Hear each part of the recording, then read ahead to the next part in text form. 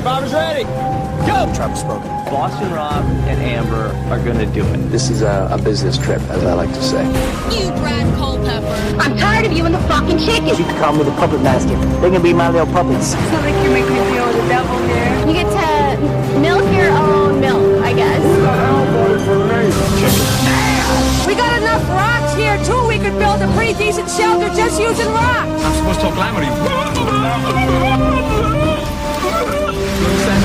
Direct from Hobart, it's time for the only Survivor podcast in Australia dedicated to Survivor. Bringing you today's interviews, episodes, and opinions from the greatest reality show on the planet. It's Survivor Oz, and here's your host. Hello and welcome back to Survivor Oz for a much-delayed finale recap here. Final episode of Kaoh Rong has been over for, 2.5 weeks or so. We're finally able to get something out there for you. For anybody that has been wondering, the recap that we had originally scheduled with Jeremiah didn't work out for timing, and we have been able to put something here together. Fan special, I guess you could say.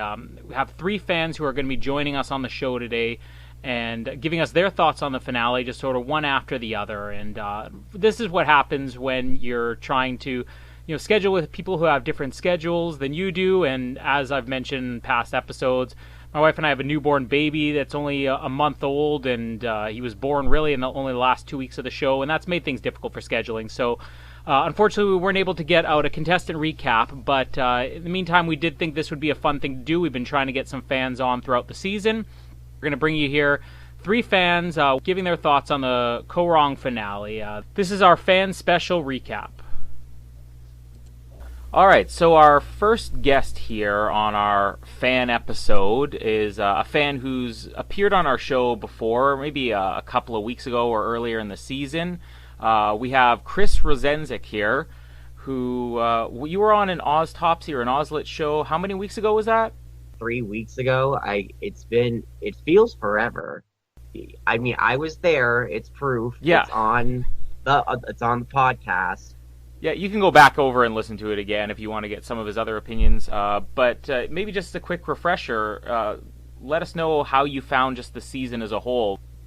I've really enjoyed this season. I've really enjoyed the unpredictability, and I've enjoyed a lot of focus on the characters, and I really enjoyed seeing a lot of the elements be featured a lot more after a season that was after Cambodia, which was very strategically highlighted. Mm-hmm. So in a way, it was kind of like it still had that modern Survivor feel, but it also felt like a refresher of old at the same time.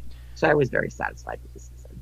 Yeah, it's almost unfortunate that this season, it got a lot of praise, especially in the pre-merge, for being kind of old school and focusing a little bit more on characters and a lot on the survival elements, especially with all the medevacs. I guess they couldn't avoid it. But now that the finale's come to a close, and of course it's a controversial finish in that fans are very divided, how the show handled and everything, that it seems like people are maybe judging the season as a whole just based on the end now. So do you find it's something, we talked about this in the Oztopsy, about whether the ending of a series can damage the season as a whole? Or I guess we don't even know how you feel about the ending itself. So maybe go into that first. For me, because I'm someone that's like, if you win, you deserved it. And I don't feel like it was a come out of nowhere win for me, because there were points where they were trying to highlight parts of Michelle's game. So it wasn't a surprise to me. At the same time, I was someone who was an Aubrey fan, and because those medevacs really highlighted the downside and the negative side of what she had going on, I feel like it was a way where it could have been either one of them. Mm-hmm. So I wasn't that surprised. I feel like as a finale, it was a very strange pace, and part of that was because they did the jury vote removal for the first time. And it's like, instead of an immunity challenge, it was just competing for that. And for me, it kind of felt a lot more lackluster, because even though the twist does have a dramatic impact, and I think it helped show Michelle's strategic mindset, it's kind of like, you're already in the final three, and it's going to be a lot on your cases and just how the jury feels. So it was kind of lackluster in pace, but at the same time, I can understand that because it also is unfamiliar territory. I do wonder if there was a plan to have this, to maybe do a final five for the season and include Joe in there. Like, we really don't know what was going to happen because we didn't even get to an immunity challenge in the episode where Joe was gone. So I felt the same way. Like, the finale it seemed to be lacking something. And of course the twist was in there. Who knows whether that twist was always supposed to be part of it or not.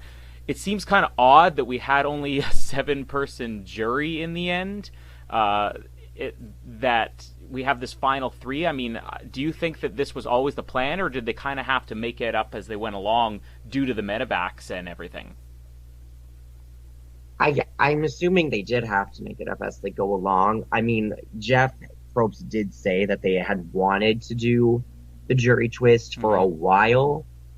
So, I feel like it was probably something that maybe they threw it in there because they realized they could, and also they always have expressed that they believe a final three has a lot more potential to make the vote up in the air than a final two. So I feel like maybe instead they could have done a final two, and instead they decided to go with the twist. And it could just be, I mean, they didn't have enough material for the finale anymore because you're going to have, one immunity challenge and everything. And I think, in a way, we talked about I think it was last week's episode, about whether or not this could work as a final two or if it would have been maybe too predictable. And in a season like this, which, let's be honest, it's an unusual season for pretty much all the finalists that made it to the end. These weren't the type of characters we're used to seeing make it to the end, not even a knock against the game. Do you think that this could have ever worked as a final two, or did it kind of need to be these three people in the end just for the unpredictability? I think in the case of like final three or final two, honestly, it's just kind of the way the game works. I mean, you've always got like landslide votes, like in Survivor hit. Well, maybe not all the time, but you've had a case of them before where you go in knowing somebody is going to win. So I feel like it can work, but if it's still very predictable, I don't think that's something that is like a production-based thing. I just think that's the way the game works. It's kind of like, yeah, it could happen, but if it doesn't turn out with the unpredictability you wanted, you might just have to suck it up. Mm-hmm. Well, while we're talking about the twist, what was your opinion of this overall? Like, did you like the twist? Did you think it made good TV? How do you think it could work going forward in another season, maybe? The jury twist? Yeah. To me, it's kind of, I wasn't really a huge fan of it, but that was more because if I was Neil and had been sitting on the jury for a long time and I was so ready and I got it yanked away from me, I probably would have used a stronger word than bitch than Neil did. I do think it provided, like I said before, it provided a moment of Michelle's game for her to show I am thinking strategically and I am able to think about these processes more than just getting rid of somebody who wouldn't vote for me. Like, I think for her to get rid of the bigger talker in Neil, I feel like it showed that she was going over the process as opposed to Joe, who we knew was going to vote for Aubrey, period, because that was his edit. And I think it was, I did like Neil in an entertainment factor going out, because it was kind of like a memorable moment for me. But overall, it just, it's just, there's something about it that just doesn't feel like it's in the right place. And I think that's just because it's the first time. And I think if this were to happen again, it's something that people could get used to. I think it's kind of weird because the twist itself, this is the type of thing that could go terribly wrong in many other seasons. And it is something that would be controversial because, well, is it fair that, a jury member doesn't get a say? Is it fair to give this much power? I mean, people talk about overpowered idols. If they use this in every single season, this is the most overpowered twist in the history of Survivor. challenges are random. You don't know. I mean, it's not like the best player gets the opportunity to remove this. I mean, this could have come down to Ty, and I don't think there was any chance Ty was going to win this game, but this could have come down to Ty doing it. You know, is it fair that in any situation that somebody could do this? But at the same time, I felt like this episode needed that. I mean, I think you pointed out, Michelle kind of needed this too, because as much as people do say, yeah, Michelle, she had a good game, you know, her game was shown throughout, I've been saying a lot over the last week that I think Michelle was just in a situation where she probably played a really good game, but it just wasn't in front of the cameras. So the show itself couldn't show as much of her as we see of past winners, which is why a lot of fans are upset. But at the same time, even though this twist seems almost unfair, if it wasn't there, would we have had anything to really go based off of Michelle, you know? Yeah, I definitely agree.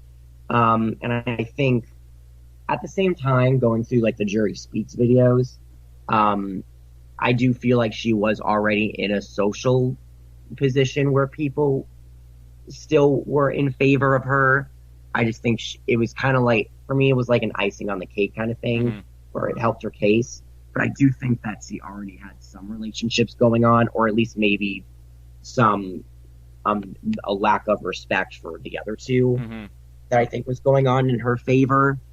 So it helped her. And I think it also is, as a character season, there's just a lot of bigger personalities. I think for some winners, it's just about, you know, it's just about getting to the end. It's not really about trying to give back to a fan community or try and make 50 minutes of fame out of it. And I think Michelle just comes down as one of those people, because she seemed very relaxed in her confessionals. She seemed like, okay, this is where I am, and that's what matters, and I don't need to like put on a witty, you know, come up with like stand-up witty material.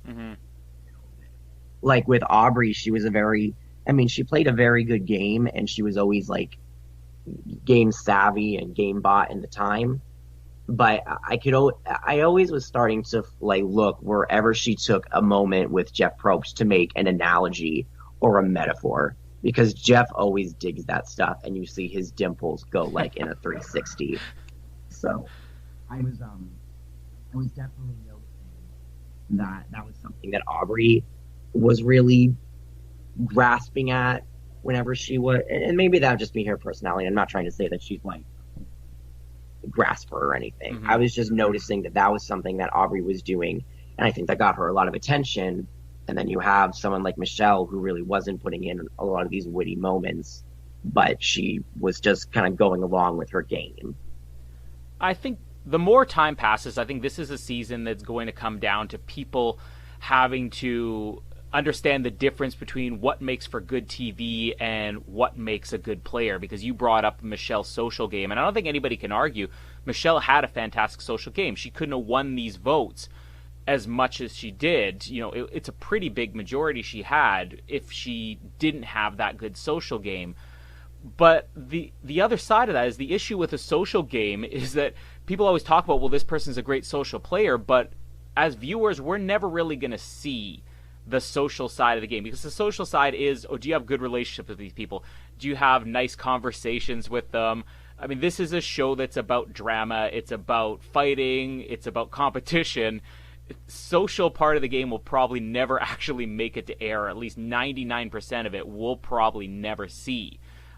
So can you think of any other players in the past that had a really strong social game, maybe not as strong strategically, that have had a good edit, really? As a good edit, Danny Boatwright, definitely. And for it's me. funny because at the same time, there's the same criticism. Danny's strategic game wasn't as visible on camera. I mean, very true. And she has said, you know, that she was wary of producers in her strategy confessionals. But I feel like, you know, Survivor's always been marketed. I mean, it's definitely focused on strategy, but it definitely, in the very start, it was marketed as a social experiment. And I feel like because we focus a lot more on strategy now, that's what people go in expecting, and that's how the game has evolved. But it's always was marketed as a social strategy, and I feel like that element still comes into play. It's just not presented that way anymore. Because if we had 42 minutes of people talking about, you know, what they like to eat at home, what their hobbies are, it's not going to make the best TV show. Definitely. And I feel like for people that have watched every season, or people who are just like casuals and just watching it and they need to go back and watch, I definitely recommend that, because I feel like if you see everything of Survivor that it has had to offer, I feel like it's easier to understand why some people may win, or why this is part of the game is even considered like a social game, because it's always going to be there. I mean, it's human beings. I mean, human beings are emotional. It's what creates drama, and it creates happy feelings and stuff. So it's just unpredictable. There was a lot of the, I guess, tugging on heartstring moments throughout the final tribal council, and I think most of that was Michelle and Ty, not as much with Aubrey. Do you think that is, like you said, you're an Aubrey fan, you definitely pointed out like she had a very strong strategic game. She was always going out of her way, even to Jeff, as you said, to draw attention to that. Do you think what hurt her in the end was maybe not being as social, not being as emotional, maybe? I would go with emotion and probably social. I mean, like you said, the social is hard to portray, so it's not something that we completely see. I mean, the only moment I remember is in the pre-merge, where she was like, well, thank you for telling me that, right before the Peter vote. And I think with her being like sole strategy, I think you definitely see it in the way of Ty and Michelle's reactions, where they're like crying and they're becoming a little flustered, and she's like just straightforward looking at the jury. And I think I hear it in some of her reactions, or in some of her speeches. Like, for example, with the Debbie vote, or with Debbie's jury speech, she kind of went into like, yes, I would have given you this, but I had to go back to strategy, and this is what I had to do. And she said something along the lines of saying that Debbie was a threat. And then right before, she had said like we were going in different directions.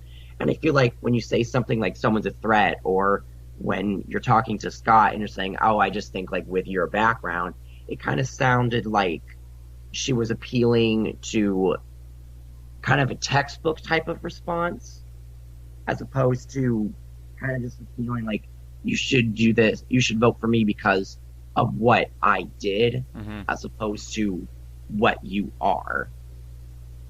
And I feel like that kind of response is kind of something that has happened a lot in Survivor, where that's just how people have responded in the past. And I feel like she was going very textbook with that, as opposed to Michelle, who sounded kind of like casual conversation, like I'm talking to you as myself, and not in a strategic sense. And I feel like Ty, you know, he talked like himself as well. He's not a very good eloquent speaker. As we've seen week after week. But at the same time, I found that this was the best Ty had presented himself in the finale. And if Ty had been able to speak like this every single tribal council up until now, he could have gotten a little bit of support going in. Give us your opinions on Ty's game overall, and why do you think it is that he didn't get any votes in the end? I feel like Ty played a very emotional game in the end of it, because you saw it with like the Scott vote and him feeling like he wasn't part of that alliance and not being completely okay with what they were doing. And then you also see it because there was one point where I think it was with the Julia vote, when they were talking about, and Sydney said something, we're just going to go with the Ty plan. And he immediately flicked his head, and they went to him saying, I don't really like that. I don't like the way that feels. And I feel like that was a good example of showing that he's going in the moment and reacting to what other people are saying. So I feel like at the end of it all, he was kind of just going with, in a way, he also kind of went with a fearful game, in my opinion, which was something that jury speaks people were saying about Aubrey. And then with like his reaction to Michelle at the Final Six Tribal Council, where he was just spewing a lot of stuff out, I kind of felt like, and then in the end of the Tribal Council, I guess maybe people were wanting to hear more about his emotional side, and I guess because he was so going back and forth between itself, it kind of comes across maybe that people didn't really get to know him because he was doing so many different things at the same time, and it was really hard for him to explain, this is why I did this directly straightforward, this is why I did that in a straightforward sense. I mean, he couldn't really explain it, and kind of with Jason's question when he said, I was scared of what you guys had. Mm-hmm.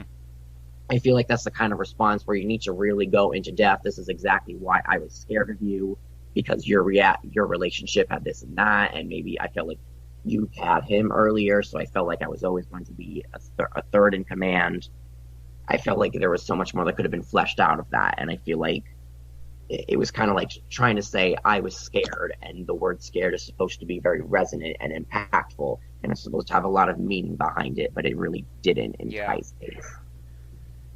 Now, I guess the only person we haven't talked about is the one who didn't make the final, Sydney. And I don't remember from the past episode what your opinions were on Sydney, but just give it to us now. What do you think Sydney's chances would have been if she had made it, or if maybe a tie hadn't been forced here right at the end?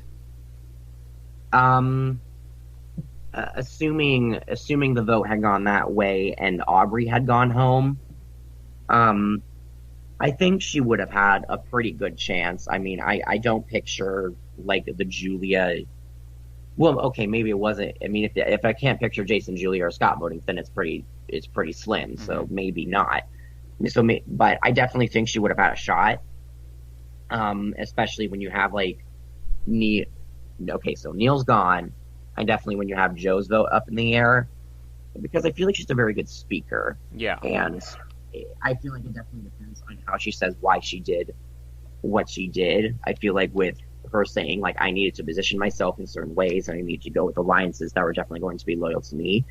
I feel like because she's a good speaker and because there are a lot of examples for her game for her to use, I feel like she would have had a good chance, especially when Ty can't really present himself and Michelle also has that under the radar thing going for her.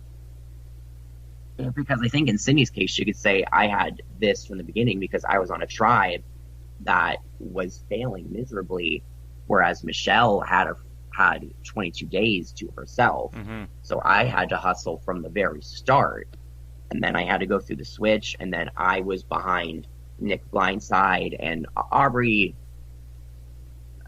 I can't remember if Aubrey said she came up with the Scott Blindside as well, but she was behind a lot of moves, and I think she could have taken a lot of the credit that Aubrey was trying to give herself. Yeah.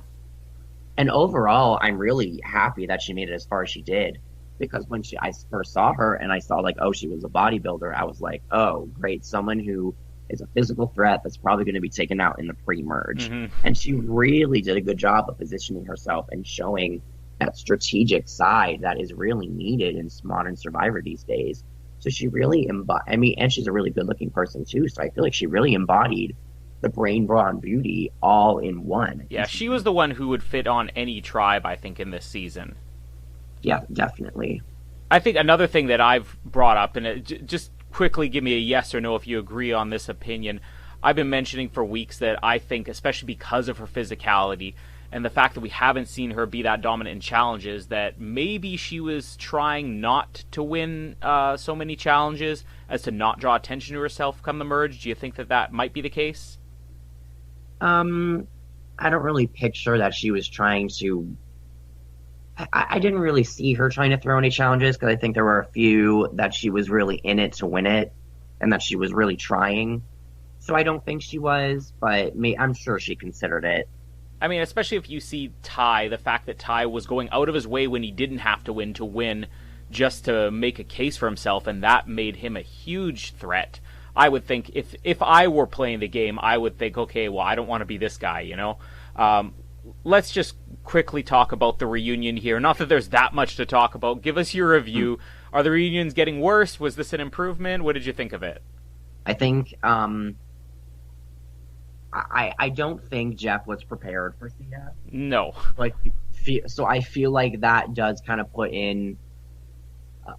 For me, it's a little like, okay, you can be excused on that because apparently he was going to talk to Sydney and other people, but of course they didn't have time.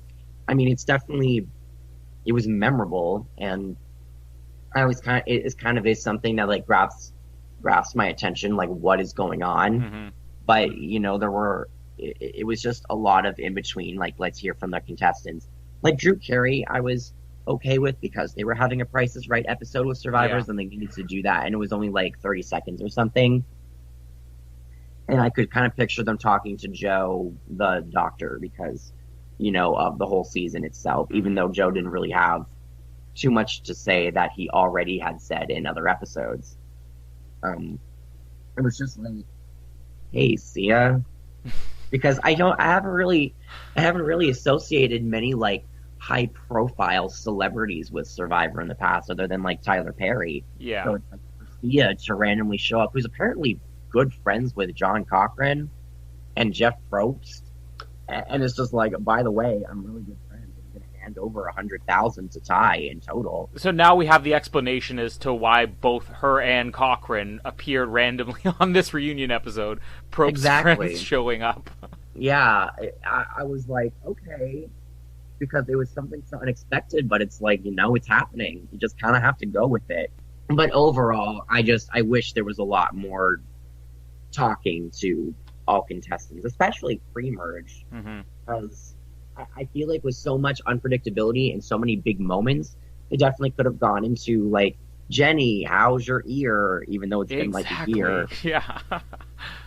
Or, I mean, the one thing I am happy. Well, I mean, I am happy with. I'm satisfied with the reunion. It could have been better though. I am kind of happy that they didn't kind of bring up a lot more of the darker stuff, like the bullying of Alicia, or how Jason and Scott were labeled bullies or stuff, because that kind of dark stuff really took over Worlds Apart finale. So I was kind of happy that there was a lot more lighter things going on. I think you bring up a good point too with Sydney, because it bothered me that Sydney was my favorite player of the season. It bothered me that she wasn't even mentioned in the finale. But yes, you said obviously some things were thrown off and he would have intended to talk to her. That had to be the case because he went out of his way to talk to her mother earlier in the episode and to even make mention of the fact that she could have won the game. So maybe some forgiveness to Probst for this. Quick thoughts on next season. Gen X versus Millennials, Millennials versus Gen X. I don't know what it's going to be. What are your thoughts on how this could play out? I mean, to me, the theme, it just kind of sounds like Nicaragua 2.0 for me, just young versus old. So I kind of feel like as a twist and trying to name it, it felt a little desperate. Sorry, CBS. Don't hate me. Don't sue me. But it's definitely a season I'm going to be going into looking at the characters, because it doesn't mean that there isn't going to be any like bad gameplay or anything. It's just like an opening paragraph. It's an opening presentation of, oh, we're going to do it in a young versus old kind of setting. And it's like, well, we've done that before. So it doesn't really grasp my attention or my expectations very strongly, but we still have a lot of characters to breathe out. We have a lot of gameplay that can go anywhere. So I'm excited for it, but I feel like I don't have as many high expectations for it, which, who knows? I mean, when Jeff Probst says the season's going to be really good, it suddenly goes down, or it hurts expectations, and then when he doesn't really say anything about it, it goes right up, like we're wrong with this season.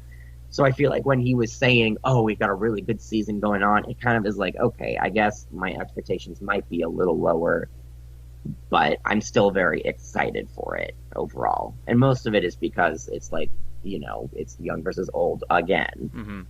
Well, for our final set of questions, they don't really apply to a finale, seeing as it's mostly who's going to go next, who's going to win. We'll give one question here that we have done in all of this season, which is, for yourself, this being a brains versus brawn versus beauty season, if you were to play on Survivor, which of those 3 tribes would you end up on? Probably brawn. I'm sorry, no, brain. Never mind. I have no muscle tone at all. Alicia made it on. There's hope. Yeah, but she's like the sassy kind of. Brawn. And I mean, I can be funny, but I can't do a comeback to save my life. So you're going with which tribe?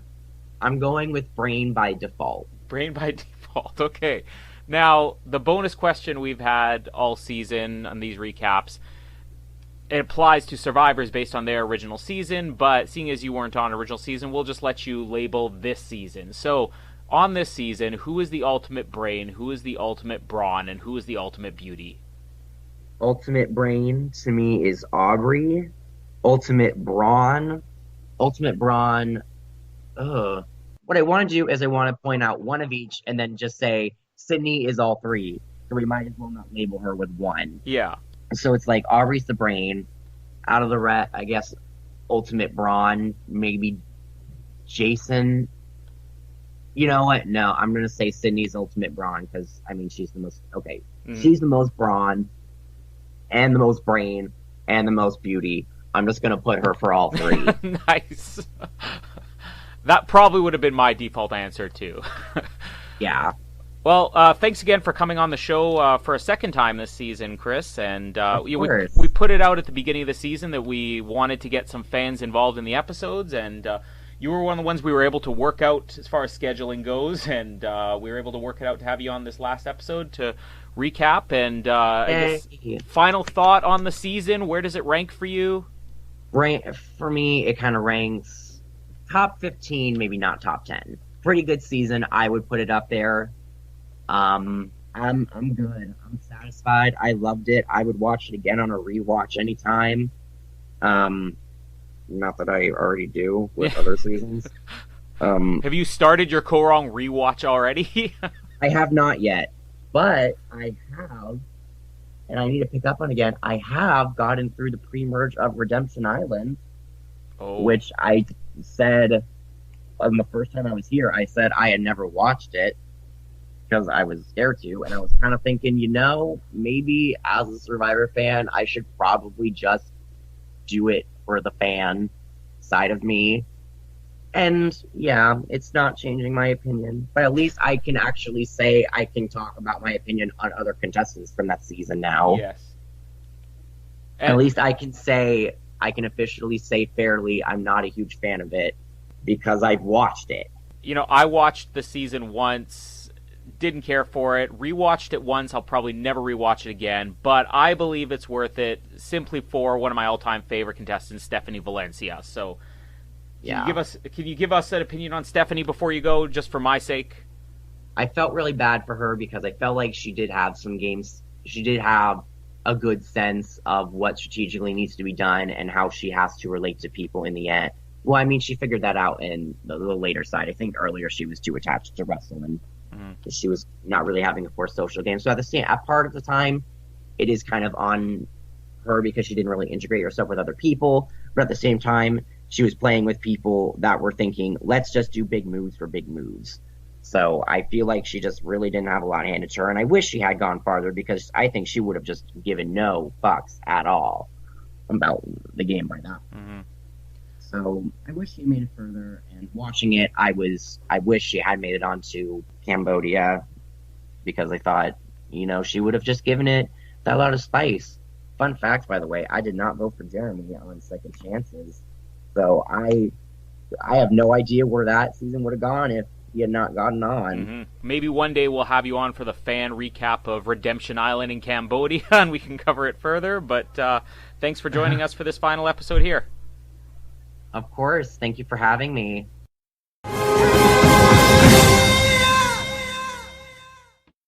And our second guest here on this fan recap is another listener who appeared earlier on this season on one of our Ozlet episodes, Ozlet Topsies, whatever you want to call it. Just like Chris, he heard that we wanted some fans on the show and decided to jump on there, something that we'll hopefully have open next season. But glad to welcome back Joe Wells here to the show again. Joe, how did you enjoy the second half of the season? What we haven't heard from you yet.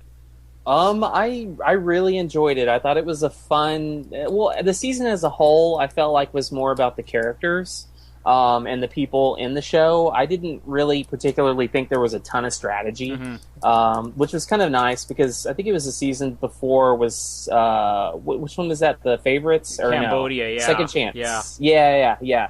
And that was so strategy heavy that it was kind of nice to have a balance with big characters and just kind of fun, quirky people. So I really enjoyed it. I really did not enjoy the way it ended with who won, but I felt like for such a season that was kind of all over the place, and I don't mean that in a bad way, but I felt like that the ending was almost fitting in a way because it was just kind of a crazy season. So. Yeah, I mean, I kept saying all season on all these episodes that this was the weirdest season ever, and it didn't matter who won, it was going to be the weirdest season ever. There is kind of a delicate balance you have to have with this show because you kind of pinpointed what everybody praised about this season all along, which is that it was just more about the characters and it wasn't as strategy heavy. But yet at the same time, we get this winner where whether she was playing a good strategy or not, I mean, we'll talk about that later, but it wasn't as obvious on screen. What we saw of her wasn't a strategy heavy person. So it's funny that the things that the season is praised for can still work against in the end, because I guess, I don't know, do you feel like that you always need some type of good closure? Like, what do you usually look for in the ending of a season? I mean, obviously that's, when you watch a whole show, you hope that the winner is going to be somebody that you want. I think that's the whole reason why a lot of people watch the show is they find somebody, some people thought Ty was going to win, or they really wanted Ty to win, or Aubrey, or, whoever the case may be. But I think that you want that, but obviously, when it's 18 people and it's whittled down to one person or 16 to 1, you know what I mean? Yeah. Like, you're going to lose probably the person that you're cheering on. So, I mean, I'm kind of in the middle, really. I really hope for a good winner, but at the same time, it's kind of the journey and how you get there and the things that happen. And, and this season had a lot of kind of random stuff going on, so... Well, we kind of open it up now. How did you feel about Michelle as a winner? Did she fit into disappointing, or did she fit more into like somebody you were rooting for? So I think that I would like Michelle, like in real life. Like I think she'd be fun to go hang out with, and she'd be interesting. But I think on the show, she didn't do a lot. She wasn't, I think by the jury she was viewed as an underdog, which I didn't really get that vibe. I got more she was just never with the right people at any time, really. She just kept voting wrong, and you know what I'm saying? Like, she just was never really kind of in the mix, which is why it was so disappointing that she won, because I think Aubrey always voted for the person that went home, I believe, whenever she voted. I'm not 100% on that, but I'm pretty sure she did. Even if she had to cross her first name out to write down the proper name. Exactly. Yeah. But see, even there, she made the choice. It was about her, it was about her choice. And so she was always kind of steering, the ship. And whereas, Michelle was just kind of hanging on in the back. You know what I mean? She was like a passenger. So she didn't really do a lot. I don't know. I mean, like I said, she was nice. I think she... I wouldn't want to say she was deserving, but I just think that it just went to the wrong person. Yeah. So... Well, I mean, really, it just comes down to... I think we talked about this on the Oztopsy for the last episode. Not the... Well, maybe... I think it was for the finale. Noah and I were talking about the fact that fans nowadays seem to say, well, if you don't automatically say that the person who won is the best player, then you're not a real fan or whatever. And I mean, really, it just comes down to you have a jury, and people on the jury disagree, so fans are going to disagree too. And it's okay to have somebody say, yeah, I personally would have voted for Aubrey. Is that kind of where you're coming from, that you would have leaned more towards somebody like Aubrey as a winner? Yeah. So I mean, what I think is interesting is I heard an interview with Kyle or Jason or whatever the hell his name is. I heard an interview with him. He's one of those people that has that name that flips around. Yeah. You could use either one. But I heard an interview with him, and he actually said that at the time he voted for the right person, but like having watched the show, he said that he would have never voted, or he wouldn't have voted for Michelle. He would have voted for Aubrey to win. And he also says the jury would have done the same thing. Yeah. He said that the problem with Aubrey's game was that she was so good at it that they didn't realize that she was the one pulling the strings, which is sad to hear, obviously, because when you watch the show, you're like, well, she's the one controlling it, you know? But then she doesn't win. So it's almost like she played such a good game that it ended up hurting her, if that makes sense. Like, because nobody knew she was, you know, the man behind the curtain, so to speak. And so she, you know, she's pulling the strings, and nobody really knew. I mean, you have to be, as I guess a player, you have to be able to read the jury and figure out, is this a jury that is going to be basing it more on a social game, or is it one that's going to be basing it more on a strategic game? Right, and I thought there was a lot of sour grapes, too. I thought Debbie should have voted for her. That was really bizarre. I believe that Debbie didn't vote for her, I think. Like, the only ones that did were Joe Nick and Nick, right? Yeah. Yeah, and Nick was a surprise. Actually, not such a big surprise, because I would expect him, being such a big fan of the show, to vote for the person that played the better game. But, like, I felt like it was sour grapes with Debbie. It was sour grapes with, what's the guy that's like a giant? Oh, Scott. Yeah. Yeah. I thought he was sour. I thought, you know, I even thought Kyle was sour. So I thought there were just people, and then obviously she lost, you know, Ice Cream Man's vote because of the twist. So I just thought she was, you know, she played a great game. Actually, Aubrey's game reminds me a lot of Holly Hoffman's from Nicaragua, because they both at the start had a really bad, you know, like Aubrey had her little meltdown, and then Holly Hoffman, you know, threw his shoes in the water and did that whole thing, and, you know, she apologized, but they both recovered from it, and they ended up going, you know, pretty well. Aubrey made it to the end, but they both went pretty deep into the game. And so they recovered from their mistakes, which I think is always fun to watch. So, but yeah, Michelle is a winner. It's all right. It is one of these things, like, in the Oztopsy, I was comparing it to, like, Danny Boatwright when she won Guatemala. It's one of these things that it's not very obvious to the audience. It's not really a game in front of the camera.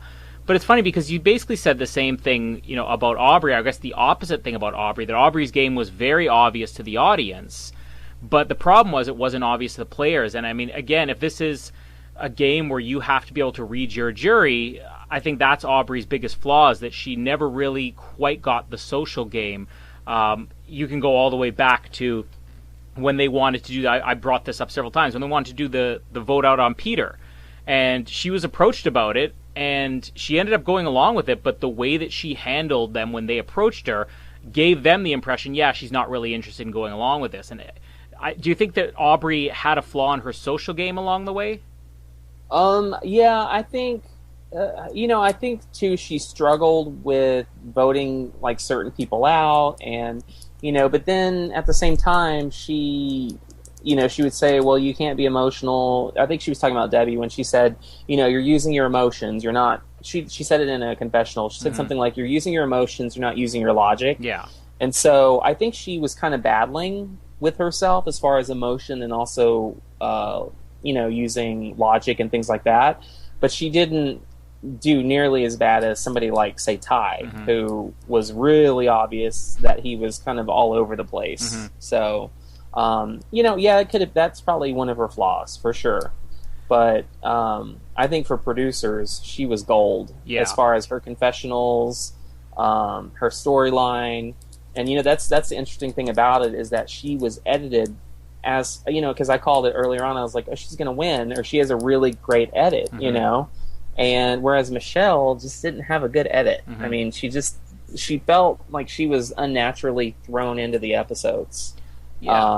When the story didn't even revolve around her. Well, so again, that's something that we brought up in the Oztopsy last week, that people have been saying all season. You've had the supporters of Michelle who have been saying, Michelle's going to be the winner because every time she appears, she's just saying something completely random and pointless.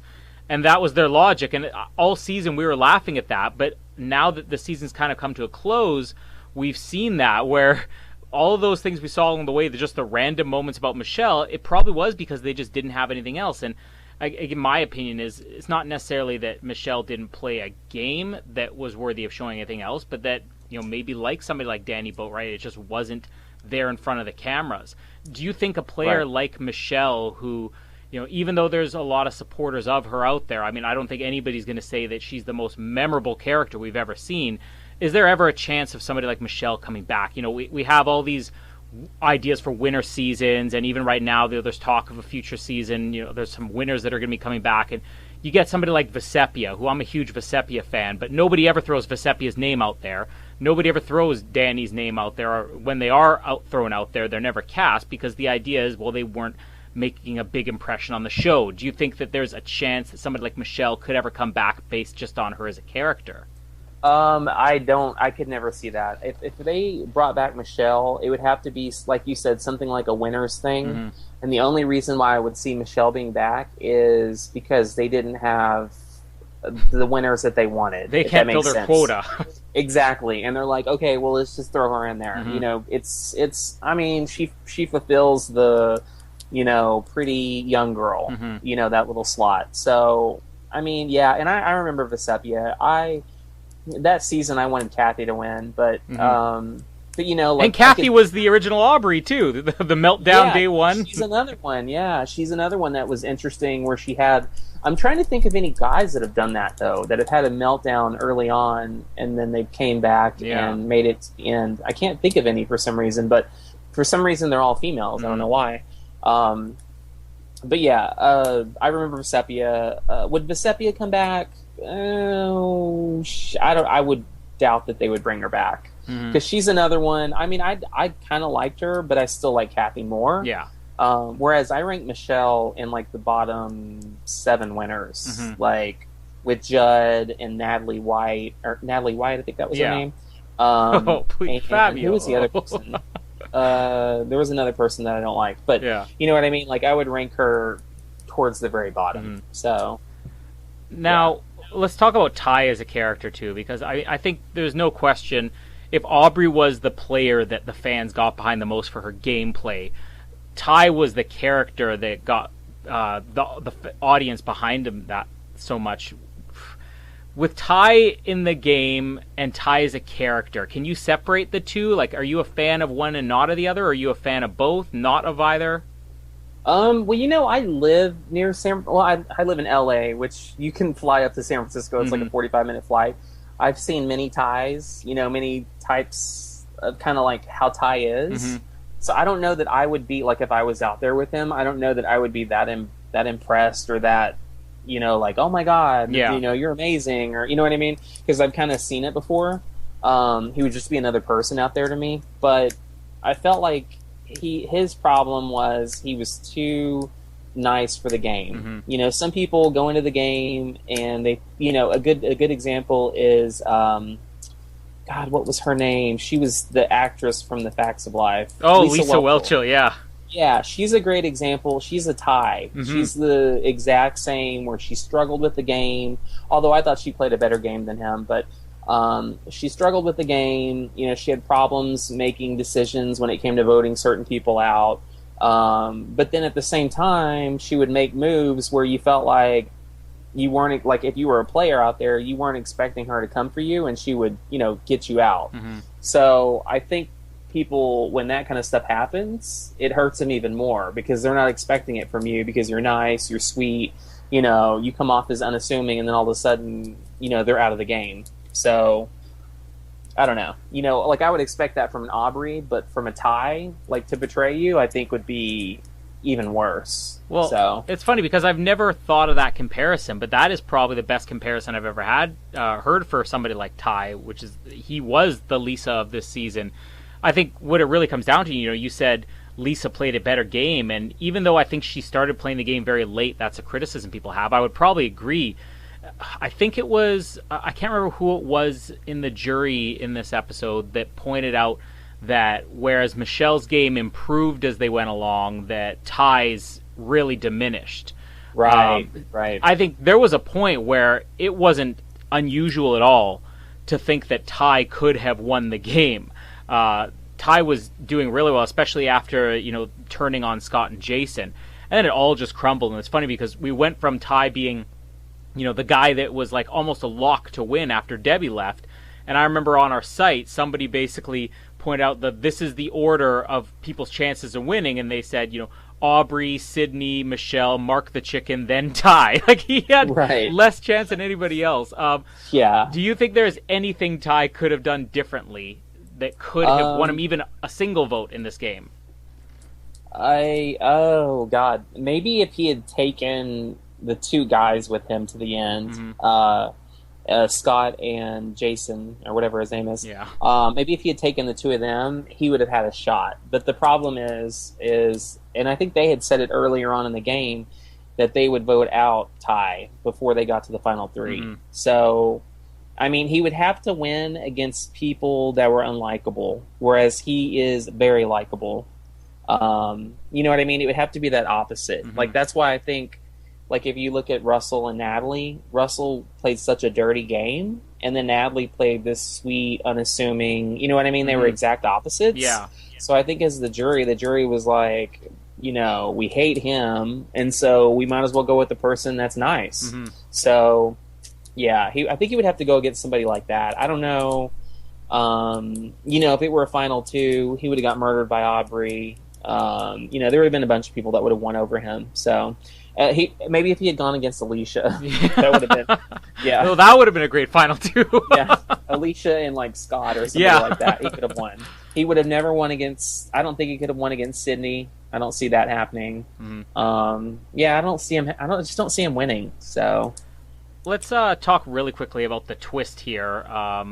I think it's a controversial twist, but I'm surprised that there hasn't been a bigger reaction to this, because this is kind of like the purple rock draw. It's something completely new that the fans haven't seen before, that I don't think many people really even considered would ever come up. Did you like the twist of voting out the jury member? The reason why I really liked it is because it saved Aubrey. Mm-hmm. She would have gone right there, I'm pretty sure. Yeah. Had she lost. Also, I think it's a good idea for the production side, because it takes up time, it adds drama to the show, and it doesn't change the game dramatically. I mean, I can't remember the last time we've had a vote that was like within one. Mm-hmm. You know what I mean? Like one vote away. You know what I'm saying? Like if that vote was taken away, it would totally change the game. I can't think of I don't remember the last time it was that close. Mm-hmm. And so I think that it's more for drama's sake, if that makes sense. Mm-hmm. Like, I mean, but it would really suck if you got somebody like Aubrey and, someone else up there, and then Aubrey loses because, they had that twist. Yeah. But at the same time, you could argue, well, if she played such a great game, then the votes wouldn't be that close. Mm-hmm. So, yeah, I mean, there's pros and cons to it. I thought it was an interesting idea. Were you surprised at how the jury handled it? Because nobody really seemed to be that up in arms about it. I mean, even Neil, who never had a say in anything in this game, he almost kind of looked like he enjoyed it. He got his say or whatever. Right. They looked surprised. But were they upset? I don't know. I mean, that's kind of hard to tell, but I know I wouldn't be happy if I spent, let's just say you were the first person out on the jury and you spend however many days it is, and then you don't even get to vote, for who wins. I mean, that really sucks. So I'd say they were pretty upset. If any of them would have gone, they probably would have all been irritated. Mm-hmm. So, yeah. Let's, we've kind of talked about the winner here, the runners-up. Let's give a quick shout-out here to Sydney. Any final thoughts on Sydney? Should she come back to play again? Do you think that she could have won this time? What was interesting was I thought that she could have won, but then if you watch the way they edited when they were doing the fire challenge, her versus Aubrey, it kept looking like everybody wanted Aubrey to win over Sydney, which I thought was interesting. But I have no doubt that she'll be back, I think the only reason why she wouldn't be back is if she didn't want to come back. Because I didn't get a strong vibe that she would want to. I don't know. Maybe I'm just reading her wrong, but I don't know. I mean, it'd be interesting to see if she comes back. But I thought she was funny. She had great confessionals. I like how she didn't put up with anybody's crap. I think she would have been a better winner than Michelle, honestly. I wasn't a huge fan of her whole, like, I'm trying to help my family and all that stuff. You know, everybody's out there for a reason. So, you know what I'm saying? Yeah. Like, yeah. And that actually, I think, would hurt her chances if she came back. Because, you know what I mean? She could play that card. Or the other contestants can say, well, we've seen, you know what I mean? We've seen what she can do. Yeah. So, but she was a great player. I liked her a lot, and I hope she comes back. We can talk about the reunion really quickly here. Yeah. It's funny that it doesn't matter how divided the fan base is on a winner, like they are with Michelle. There's really nothing that angers people more than a bad reunion, it seems, which is funny because it's just, you know, a kind of a tack-on episode. I don't even know if it's something that was ever really the plan to become as big as it is. What were your feelings on the reunion overall? So my thing with the reunion is I see what CBS is doing as far as they're pushing the results of the finale into the reunion because they want the ratings for the finale to bleed into the reunion. Do you know what I'm saying? Yeah. So because if you look at the ratings for the finale versus the reunion, obviously I think it's, you know, so many thousands or however many people it is stop watching it. So it's kind of like once they find out who the winner is, they're like, well, you know, I'm not going to watch TV anymore. I'm not going to watch this. So I can see what they're doing, but when they do that, unfortunately, it also takes out of the reunion because he can't talk to as many people. Now, having said that, I don't think Jeff fully uses the time like he should.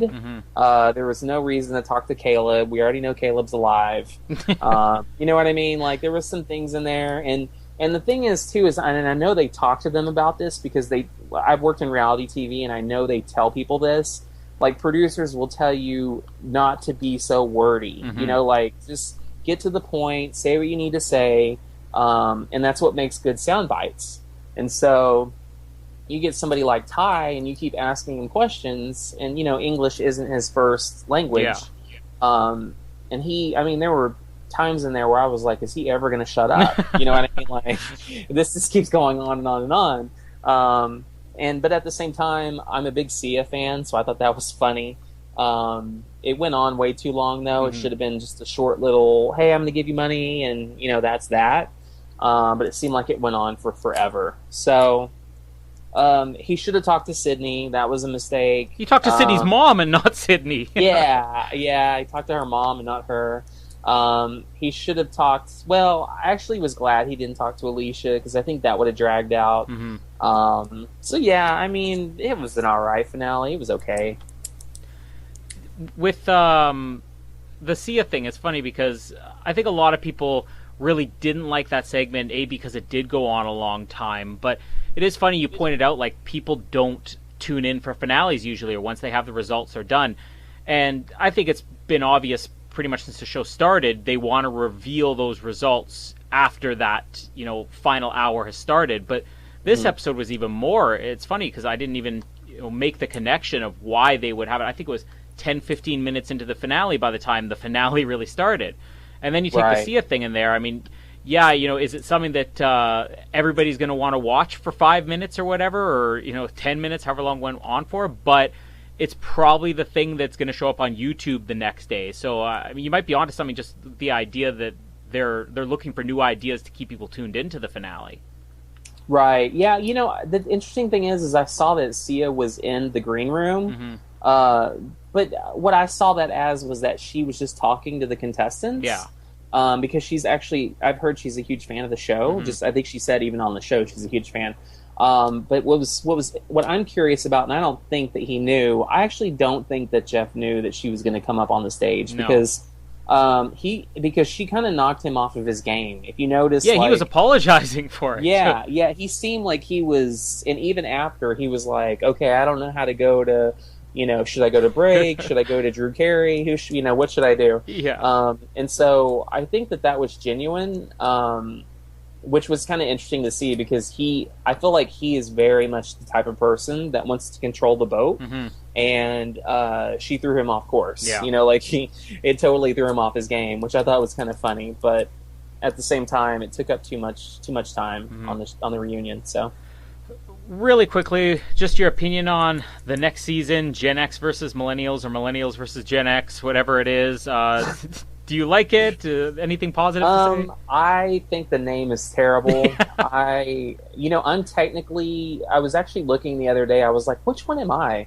I'm actually Gen X, but I'm right on the cusp of it, where I could be a millennial, but I'm kind of a Gen X. But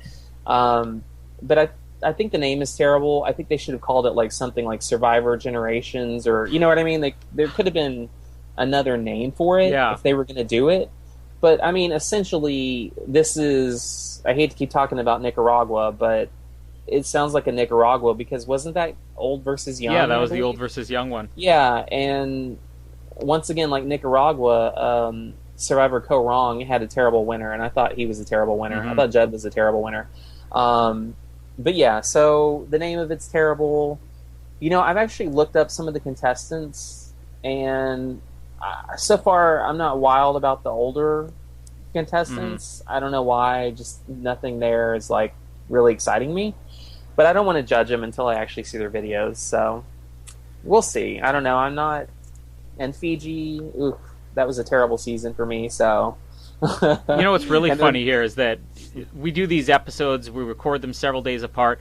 Between the Oztopsy, the chat we had with Chris before you, I can't even tell you how many things have been repeated when it comes to this next season. We've heard, the name should have been Survivor Generations before. Like, none of us are actually talking about this beforehand, but everybody seems to be on the same page that the name is terrible. Everybody seems to be on the same page that there's all these comparisons to Nicaragua and everything. It's just, I don't think this is going to be a season people are divided on. Maybe it's already being set up that this is a season everybody's going to agree on. Yeah, we'll see. I mean, I always hate to judge, because even Kaoh Rong, when I first saw the cast, I was like, oh, I don't know about this cast. Because sometimes I can get a feel, and I'm usually pretty good at guessing the winner. Like, I guess Kim is the winner in her season, and I've guessed a few people. But Kaoh Rong and this season, I was kind of like, or this upcoming season, I don't know. I'm not sure what to think. But, I mean, Kaoh Rong ended up being great. Yeah. But, I didn't guess who the winner was. So, yeah. I don't know if anybody could have guessed the winner in this season. Yeah, she was definitely not what I expected. So, I mean, I'm actually looking at the cast right now. I'm trying to remember who I might have gone for Sydney. Or Aubrey, actually. Something about Aubrey. Because she's not physically... You know what I mean? I don't think she's scary as far as that goes physically, but she looks like a mental person. So, like, mentally smart, I guess is the better way to put that. Yeah, not mental. Yeah. Not like Brandon Hance or anything. Yeah, exactly. So we'll see where it goes. Our final set of questions mostly are answered by the time the season's over. Who's going to be the next one to go? We don't need to ask that. But... just to include one of the questions in here that we've had all season, Brains versus Brawn versus Beauty season. If you were on a season with that theme, which tribe would you be cast on? Oh, Brains, Bronze, Beauty. Well, so at work, a lot of people make me lift heavy things because I look bigger, so I'd probably be cast in Brawn. Did you say just because you look bigger? Yeah, like you often get into situations where they're like, "Hey, you look big. Lift this safe." It's weird. It's weird. People on set will say, "Oh, you're a big guy. Can you lift this or whatever?" So I'm assuming I'd be a Brawn. Okay. If we're gonna go by looks, yeah. So Brawn. Bonus question that we've had all season. We've been asking the contestants this based on the season they're in. You weren't on the show, but we'll ask you based on this season that we just finished watching. Kaoh Rong, who was the ultimate brain, who is the ultimate brawn, and who is the ultimate beauty? Well, you know who I'm going to say for ultimate brain. Aubrey. By far, yeah. I mean, Aubrey, and I loved Debbie. I thought she was both annoying and fascinating at the same time. Who is the ultimate brawn? So I'm looking at the contestants right now. I'm looking at their pictures. I'm trying to remember who all was on Brawn. Was Nick on Beauty or Nick was on Beauty, Nick was right? Beauty, yeah. Yeah. I guess I would pick Caleb for... No, I'd pick Sydney, sorry. Yeah. Sydney for Braun. Yeah. I mean, if I had to place second, I would probably pick Caleb. And then for Beauty... Beauty wasn't very likable for me. We didn't even see them until the merge. Yeah, so here's my thing. I would probably pick Nick.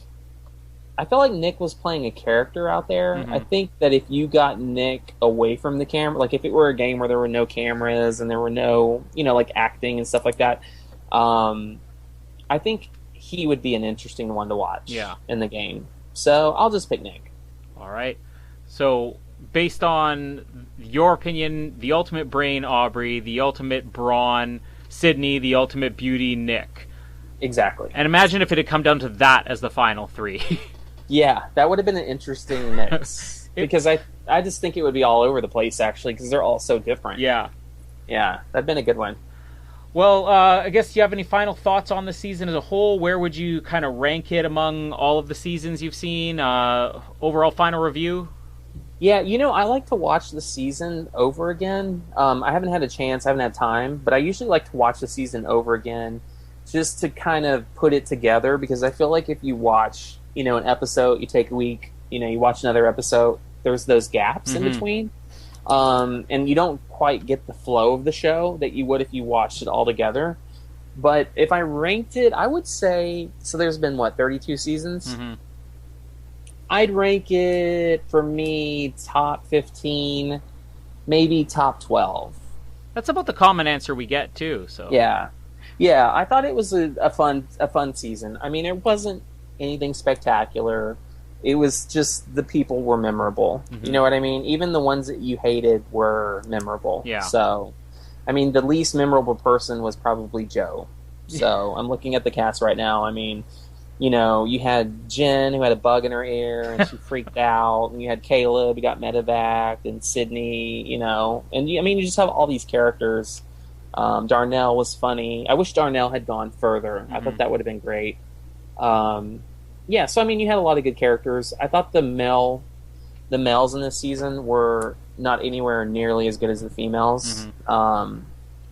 So I really expected a female to win this season just by looking at them. But yeah, great season. I would say top 12, top 15. Yeah, it seems to be the general consensus, and I think I agree too. It's pretty much where I would rank it too. Yeah, because it wasn't spectacular, but it wasn't bad either. You know what I mean? It wasn't like Thailand or something like that, which I think you're a Thailand fan, right? Yeah, I love Thailand. Oh, yeah. See, I just hate Brian Heidick, so... Oh, yeah. See, Ben, the number one Thailand fan of all time. I know. See, we were on a roll here. We had you on to help recap the season. Ben comes back next year. You're blacklisted. Ben's not going to talk to me anymore. Yeah. No, I really liked Helen in that season. I actually hoped Helen would win, and then I think he cut her. I think she was the final three. She was fourth place, yeah. Was she fourth? Who was third? Was it? Oh, it was Jan. Ted, not Ted. Jan, and then there was the country one, Clay the shorty. was second, yeah. Clay. I hated Clay. And the whole Ganya thing, that was really awkward to watch. That was negative, yeah. The Rob thing, he wasn't fun to watch. Like, there was just a lot of people. And what was the firefighter? The female firefighter that was on there? Stephanie. Yeah, she I thought would have been great, but then she got hungry and she was just miserable to be around.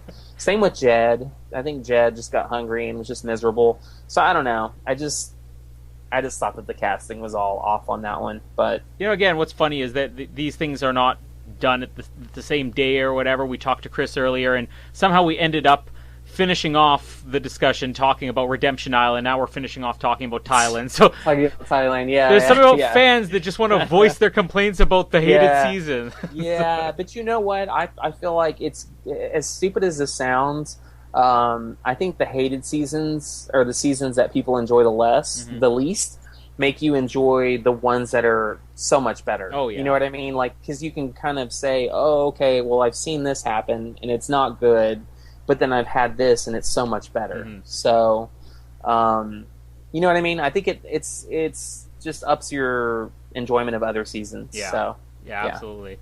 Yeah. Well, we loved having you on for this recap here, and as long as you have nice things to say about Thailand, I'm sure Ben may have you back on at some point in the future. But thanks for joining us for this finale recap today. Yeah, no big deal. It was great. Thanks so much for having me on.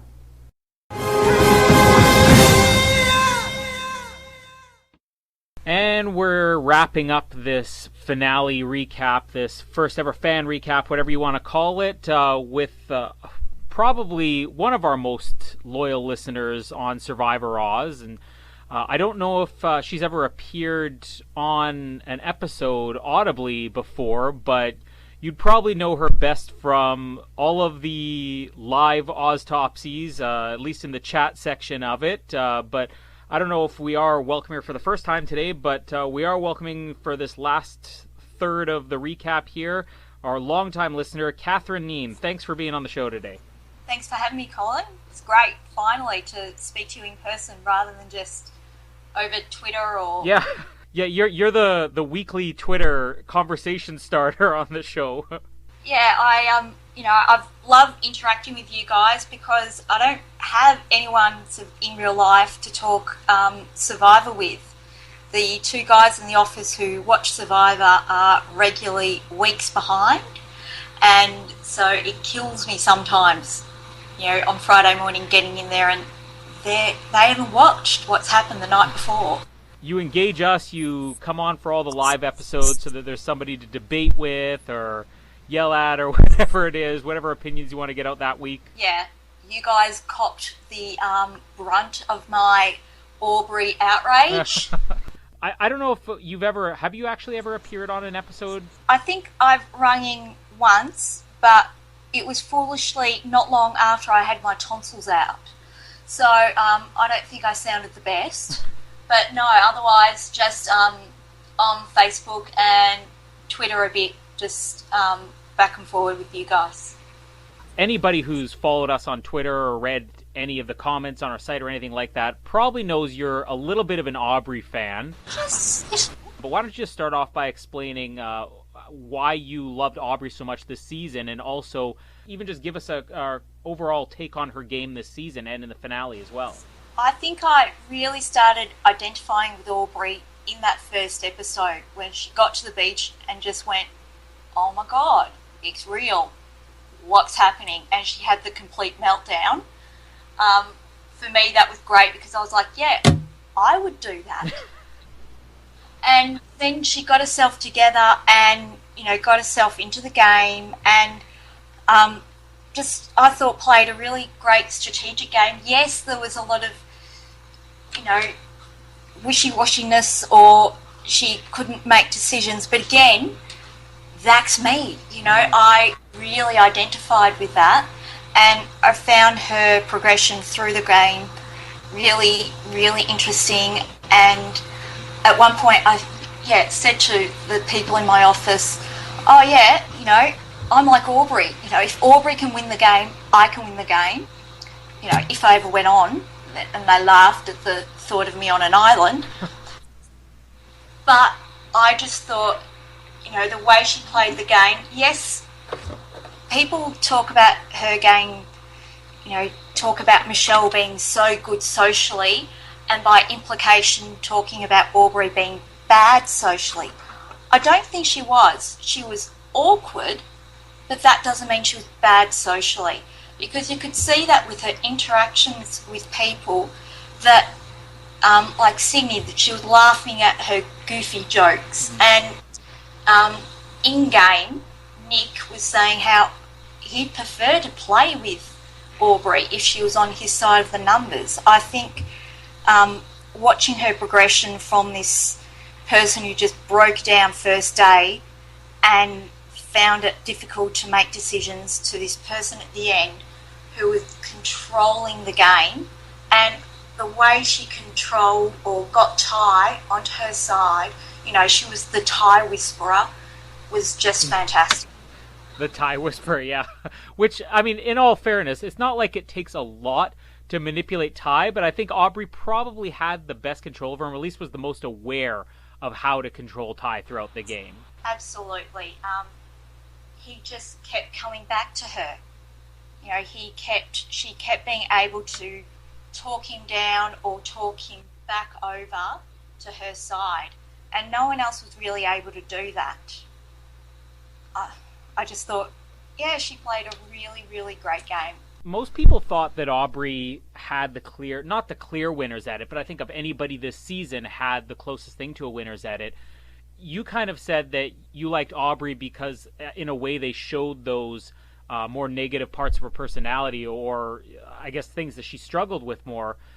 I look at Aubrey in a different way. I look at that we saw a lot of those things maybe as a way to explain why she didn't win. Like, do you think that there's a middle ground, or is it one or the other? Do you think that Aubrey was the player who did have the best edit? Was she somebody that they intentionally showed those things to maybe make you think she wasn't going to win, or is she the character that they just wanted to develop and that she had those flaws? I don't know. See, she had these flaws, but you saw the journey. And I think, you know, you see a lot of people with this journey edit, like Sari. I know she hasn't won, but especially in Panama, that was a classic journey edit, from this woman who was afraid of leaves to the mastermind of Survivor, and we all acknowledge she was one of the best players of Survivor. Mm-hmm. And in a way I was seeing that similar kind of journey, and as we were getting more and more through it past the merge, we were seeing her strategic mind and how she was quietly just controlling everything, and as it turns out, a bit too quietly controlling. She needed to be a little more obvious with what she was doing. In the previous segment, I was talking to Joe about how I feel Aubrey she lost the game because she wasn't doing things openly. He was explaining that she maybe didn't make it clear enough to the jury, you know, what she was doing. Her moves weren't necessarily big enough. What do you think it would have taken for Aubrey to not only win the game, but even just get enough votes to even get close? Because really, it wasn't even a close vote. No, and that was disappointing on many levels, that it wasn't close. Funnily enough, I think for Aubrey to win, she had to be maybe sitting next to Sydney as well, because Jason and Scott's behaviour in those Ponderosa videos really told a story. It was quite disgusting, actually, their behaviour towards Sydney, with just, you know, mean girls ignoring her. Mm-hmm. And so there was no way they were giving Sydney their vote, and I don't think they respected Ty's game enough either, whereas Aubrey could have argued something. Also, Neil not being there to argue her game, both at the jury and back in Ponderosa. I think that would have been important. Whether Nick took up the mantle, don't think so, but there were so many things that went against Aubrey this season. The Neil medevac, yes, it sort of saved her game, but also harmed it in that she didn't have that reliable ally. And then the Joe medevac, which really was quite bad, and then Neil getting voted out of jury. God, I was so angry. Well, yeah. Let's talk about that now. Let's move on to the twist. Is it just the fact that Neil was voted out and that meant Aubrey had less of a chance, or was it the twist itself that bothered you? I think the twist was interesting. It was an interesting thing to do to keep it at a final three.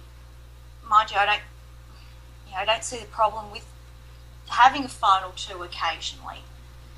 But it was interesting, but I felt sorry for Neil because he gets medevaced out of the game and then he doesn't even get to vote at final council. That sucks. At least he gets an idol as a souvenir. Yay! I get an idol. You mentioned that it could have been Sydney at the end, that Aubrey would have had a chance if she was sitting next to her, and I think this is one of these seasons where it's going to be debated forever who could win against Ben said it enough times on this show that we're big fans of the what if scenario. I don't think it's been said in about a year and a half, but we'll bring it back up again. But the what if on this season is so out there. Like, it's funny, you said that, like, oh, she could have been sitting next to Sydney. During the game, the thought was, well, you don't want to go against Ty because he's going to get all these votes. And we saw, like, Ty got no votes at all. Why do you think everybody out there playing the game was seeing Ty as such a threat when in the end, I mean, the jury didn't see anything in Ty worth rewarding at all? I think initially everyone loved Ty. I mean, they still love Ty as a person. But I think as the game went on, they saw the flaws in his game and saw that people just were not respecting his game. You could see that at council every week, that the jury were just rolling their eyes almost at what Ty was saying week after week.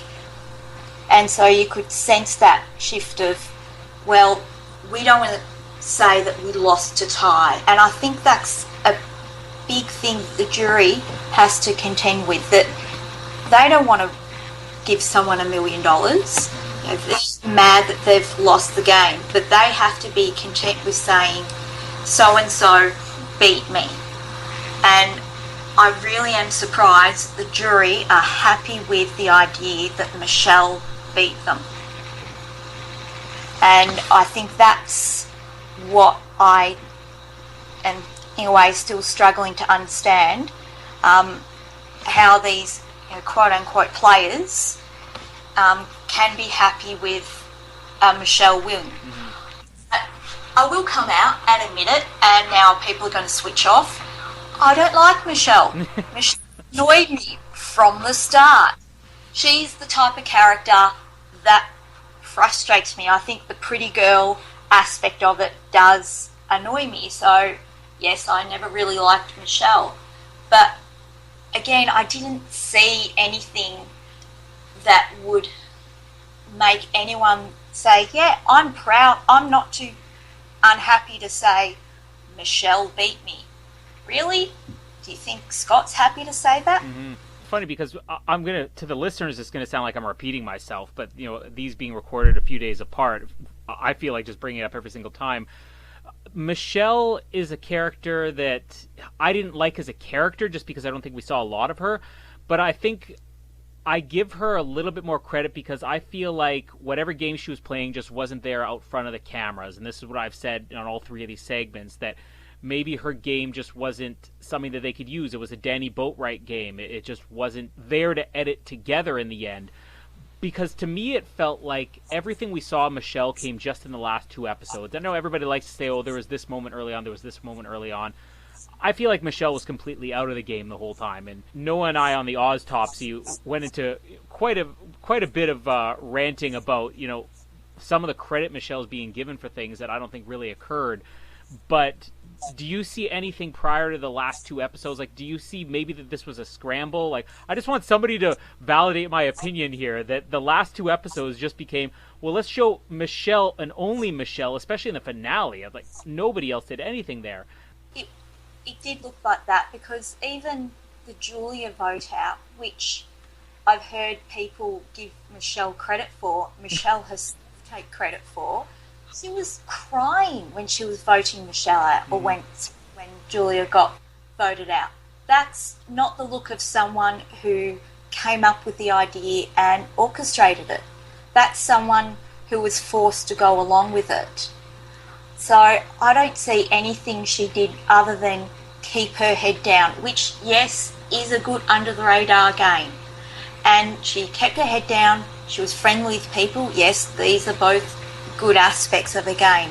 But I don't see anything that she did. And I'm not a big, gotta make big moves type of person, because I don't think Aubrey made particularly big moves either. She made little moves constantly, which is the type of game I respect. I've been saying all season, like, Sydney's my favorite player, and I definitely love the big move that Sydney made when she turned on Scott and Jason and everything, but I find like some of the best strengths that Sydney had early in the game was when she was allowing other people to do the work for her. And again, this isn't, if anybody out there is like oh, they're bashing Michelle. It's not bashing Michelle. It's saying that we just simply didn't see a lot of the things that she was doing. Whereas you look at Sydney, and early in the game, she kind of used Alicia to her advantage. And the fact that Scott and Jason never got nervous about them, I think that's how you can play an under-the-radar game and make it more interesting. And yeah, I agree. I just didn't necessarily see that with Michelle. Other than the fact, like you said, Michelle played an under-the-radar game that does warrant a win. Is there anything else that you saw in this season where you can say, okay, I understand Michelle is a winner for that? No. Sorry, Michelle lovers. If Sydney won the game, yes, I'm all on the Aubrey train. But if Sydney won the game, I still would have been happy because I respected her game and I respect her. And I think Sydney is awesome and I really hope they bring her back. But I don't see anything that Michelle did to affect the game. Mm-hmm. And I think that's what I'm looking for, someone who has affected the game in some way. And what Michelle did was win challenges at key moments. And look, all props to her, she won them when she needed to because that kept her in the game. But I don't think I'm, really respect those players who win the game because they've won challenges at the right moment. So, yeah, I'm not a fan of the Fabio win. Mm-hmm. And I think Michelle is closest in comparison to Fabio rather than the Natalie White type of thing. A lot of people are giving Michelle credit as if, all of the challenges she won, like she was dominant throughout the season. Now, she won a couple of challenges near the end, but when people are giving credit, especially their win is being given based on challenges at the end, what people aren't taking into account is that their competition is severely diminished. There's a big difference between winning back-to-back immunities when there's 9 to 12 people there post-merge and winning back-to-back immunities when there's 4 or 5 people, Yeah, and I think not enough love has been given to Aubrey for her challenge performances.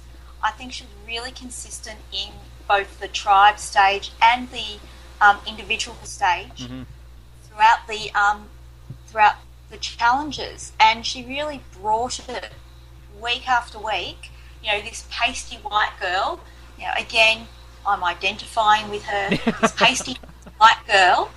Really bringing it in every challenge. And yes, that challenge with the standing on the poles, whatever, she chose a really bad team for it. Mm-hmm. I'm not going to give her any love there. That was a really bad team. But I thought she was great in challenges, and not enough respect has been shown for Aubrey in that. And I think the way that Aubrey's being talked about is really disappointing. I should stop talking about Aubrey. There's other players. Joe. I love Joe. Grumpy Pants Joe. Bring him back. That's the first time somebody's agreed with me that Joe is a positive character. I love Joe. Cranky Pants Joe. Sitting there by the fire, scowling at everyone. BI mode Joe, that's something we need more of. We did cover a little bit of Ty. We covered a bit of Michelle. Covered a little bit of Sydney, covered a lot of Aubrey, but again, you can consider it in some way vindication. You heard me many times earlier in this season. Noah referenced it week after week. I once commented saying there was no way Aubrey could win the game, and of course she didn't win, but going into the finale, I was saying if anybody's going to win, it's Aubrey. So that's some vindication for you, isn't it? Yay! You won. Your Twitter rants paid off, at least in a little way. I won, sort of. Yeah. The one thing that we have talked about on all 3 of these segments, and we haven't really gotten your opinions on the reunion shows. That was very confusing, that reunion show. I'd see her randomly running on stage with her wig ready to go. At least she'd referenced the Sprint fan favourite. Mm-hmm. Like, that's kind of funny from a Survivor fan point of view. But again, we talked to nobody. How did we not talk to Sydney? Yes. How did we not hear from Liz and Peter that yes, they had all these operations and things, that it was brutal. It was a brutal season. How did we not hear more about that? It's funny because when I asked that question, it's not like anybody saying, oh yeah, I liked what they said with Michelle here. the Sia thing is the only thing that stands out in the finale. Like, it just took over, and it was probably only a 5-minute segment, but when we were talking to Joe on the last one, he said that even if you look on Jeff Probst's face, like, it derailed the rest of the finale. He just was off his game after that. Yeah, it distracted everybody. I don't really know Sia's music all that well, which is bad, seeing as I'm Australian, but it was just really weird, and it didn't belong there. Yeah, the Drew Carey bit was very awkward. And I loved seeing Sydney's mum, but I wanted to hear from Sydney. Mm-hmm. I wanted to hear from all the players. Yes, I even wanted to hear from Scott and Jason. Maybe not from Alicia. But yes, some of those back row players.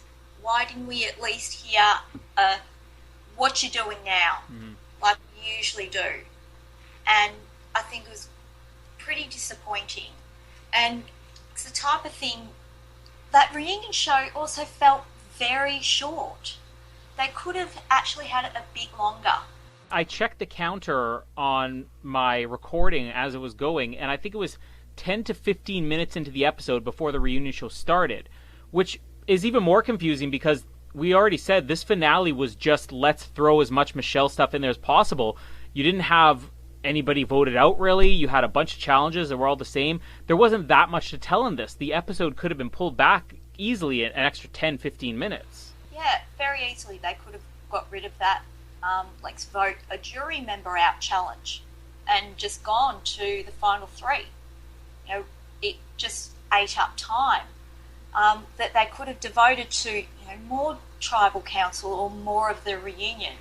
And it's really disappointing when, I'm a big fan of Survivor. I've been watching since Borneo, every single season, apart from a couple I've randomly missed, like Marquesas, which, yes, has never been shown in Australia. Oh, another thing that hasn't been said on the show in about a year and a half. Well, probably more like a month and a half. Yeah, but Survivor is still, shoving a lot of challenges down our throats, especially in that final episode where people are really tuned in to see the tribal council. We want to see the confrontations or how people explain their games. I'm not interested in seeing someone balancing building a tower. I have one more question to ask on challenges, and I don't think I got a chance to ask Chris or Joe this earlier. The whole tiebreaker, the final four, as a fire challenge in the final four, is this satisfying for you? Like, I don't know if there's a better way to do it. I'm not saying I know that there's a better way to do it, but do you like actually seeing the fire challenge? Is that the way you like to see a player go out when it comes down to who's going to make the finals? I think it's not a great way to go out, but I think there are worse ways to go out. That way at least has a link back to the theme of surviving on an island. Who can build a fire? And, going back to Cook Islands, how Becky and Sandra absolutely just terrible at building that fire. It really put the jury completely off any idea of even throwing them a vote when it came to a final three. To see Aubrey and Sydney going head to head, it's very tense, so it's great TV. I was on my feet, jumping up and down, running around the room. I was so tense with Aubrey building that fire and then it going out and then she having to build it up again. So it's a fantastic moment. And so I don't think there's a better way to sort out that tiebreaker, especially at the final four. You're right in that it's a hard way to go out, but I think pulling a rock or a random trivia question would be worse. At least this links back to the idea of surviving on an island. Yeah, I think that the thing that bothers me more than anything else is that it comes down to whether this is a final three or a final two. And the final vote that determines who goes to the finals is, I think, where I don't like it. And I wish that there was another way to do this, or force a revote, or make it where more people are vulnerable. I don't know what it is, but maybe it's just because I was rooting for Sydney and it didn't work out in Sydney's favor. I had high hopes, but I would kind of hope in future seasons that if we were going to have something like this happen, that there would be a chance of a final two, that it wouldn't be the final one. But that's just my opinion. Before we move on to the final set of questions, if we want to call it a set of questions, very quick thoughts on season 33 coming up, Gen X versus Millennials. Any opinions, harsh or positive, on this? Well, I'm a Gen Xer, so I already know who I have to support. It does seem that Survivor is going too much for these, it's got to have a theme, this subtitle type of thing in these recent seasons, and I don't think it needs it. I don't think Survivor needs that much of a gimmick, because let's face it, 3-4 episodes in, there'll be a swap, and mean nothing. The other thing I'm wondering about the Gen X versus Millennials is that, maybe I'm wrong, but wasn't there a Generation Y in between Generation X and Millennials? Yeah, I remember a Generation Y also, and maybe this is just me, I thought Millennials were actually younger. For some reason, I thought they were from the year 2000 onwards. That would make sense. But, and I've heard on other podcasts, I do listen to other people too, talking about how in the original Borneo, it was the Gen Xers who were the lazy, lie around the beach people. And now, they're the hard-working, young people these days, which I have to say, scarily I do say occasionally. It is funny. I never thought about that before, but that was the reputation. That always was the reputation of Generation X. So the show promoting this, like, we're the hard-working ones, I'm like, I don't quite see where that's coming from. I thought that the whole concept of millennials is that these were the entrepreneurs and these were the ones who, wanted to go out there and make money and everything. Yeah, I don't really know if I buy this gimmick anymore. Yeah, the Gen Xers, aren't we meant to be the slackers? Yeah. Like, we were from the 90s with grunge and reality bites. And have people like squeegeeing for money instead of working a job. Yeah, we have to cast a proper version of this show now. Boy, this is just completely throwing it up in the air now. See, you're becoming more persuasive now that you're appearing on the show. Your arguments hold that much more weight now. Excellent. Final set of questions here. So I'll just say we already know which player you'll play like. Aubrey, I'll give you the luxury of answering that question because you're the one who will want to answer it the most. Which player would you be most likely to play like? Aubrey.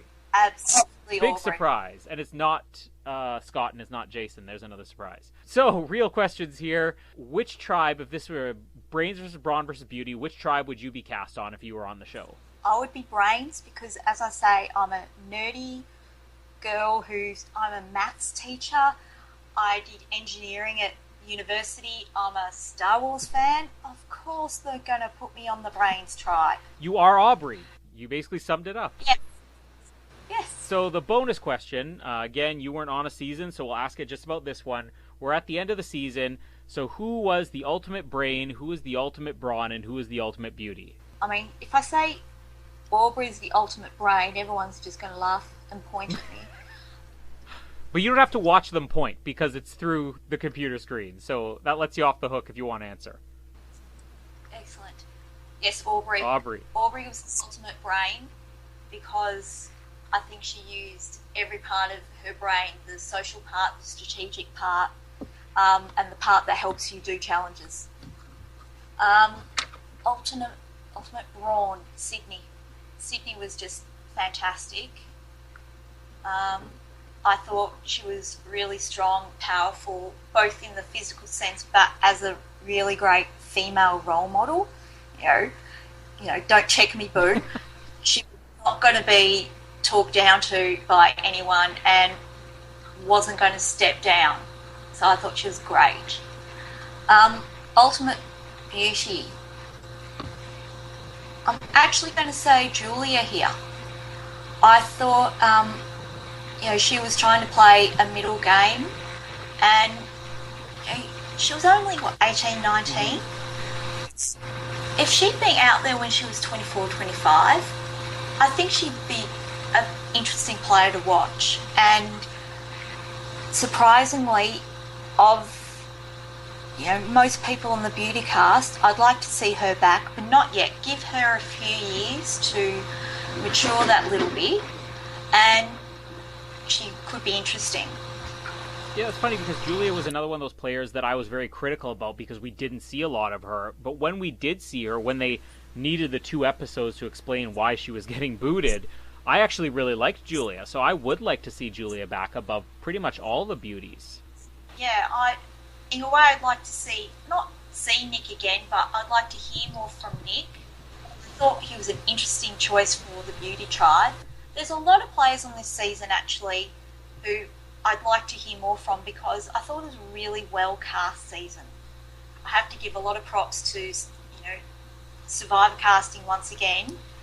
Great people on this cast. Yeah, this was hands down, I think, the most entertaining cast we've had, at least since the first Brains, Brawn, Beauty.